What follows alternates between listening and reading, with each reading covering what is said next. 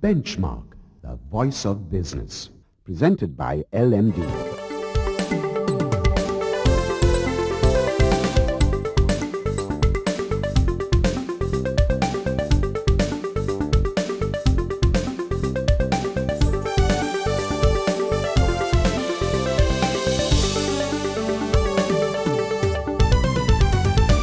On this week's edition of Benchmark, a great start to the year for Sri Lanka tourism with a record number of inbound travellers, details in our lead story. Then in our feature segment, we turn the spotlight on Vipula Waniyasekara, Acting Director General of the Tourism Development Authority, for his views on Sri Lanka's potential for MICE tourism. And we wrap up this edition with LMD columnist Samantha Amarasinghe, who discusses the nation's economy. That's the lineup for Benchmark this week. Year 2012 took off with a bang for Sri Lanka tourism, with over 85,000 arrivals in the first month, which is an all-time record for January and nearly 16% higher than the number registered in the same month last year. Welcome to Benchmark. I'm Savitri Rodrigo. If this rate of acceleration in inbound travellers can be sustained, the government's annual target of 950,000 will certainly be surpassed, and the magical 1 million arrivals could be within reach, especially with another Cricket World Cup, the ICC's 2020 version, to be played on home soil in September and October. And despite the euro crisis, Western Europe still boasts the largest share of arrivals, almost 36,500, which is 42% of the total. And it is encouraging that Sri Lanka is attracting more travellers from the Middle East, up 70% to almost 4,000. Neighbouring India with 14,600 tourists not only tops South Asia's contribution, it continues to be our primary source destination. The other nation that traditionally props up our arrivals data, the UK's tally in January was down nearly 15% on a year ago. Other notable increments in January came from Russia, North America and a number of East Asian nations. Turning to export figures now, and in a press release on the 24th of February, the central bank announced that Sri Lanka's export sector grew by 24% year-on-year in December.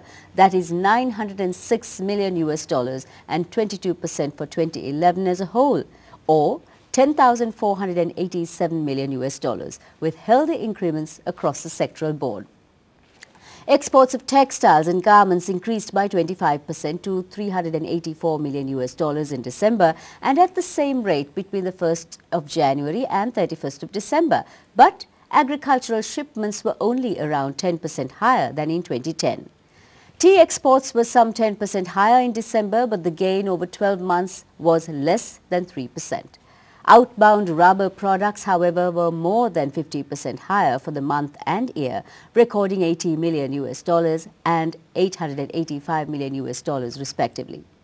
On the imports front, the central bank states that the continuous expansion in economic activities led the share of intermediate and investment goods to contribute around 81% of total imports in December, and that the former was a result of high expenditure on petroleum products. And it notes that the average price of a barrel of crude oil in 2011 was $109 compared with marginally below $80 in the previous year.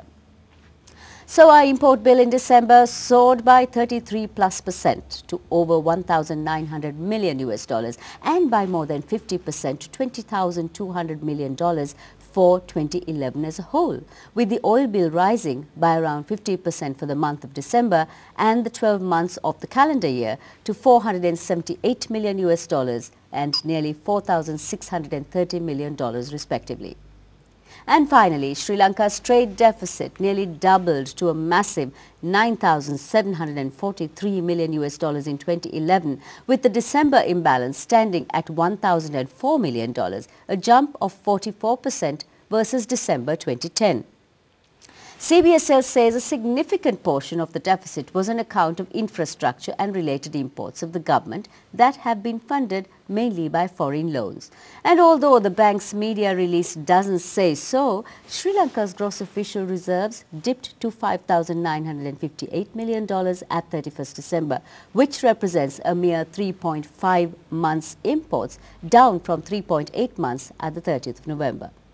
The good news is that FDI inflows picked up in 2011, aggregating the $1,070 million for the year. That's more than double the $516 million recorded in 2010. Expatriate workers' remittances also rose last year by 25% to $5,145 million, and likewise, earnings from tourism, $830 million were some 44% higher. CBSL's synopsis is that, quote, the external sector remained buoyant in 2011 with expanding external trade and growing services inflows and worker remittances and higher long-term inflows of direct investments and inflows to the government amidst a challenging external environment, unquote. That was a roundup of local economic news. Spotlight is after the break.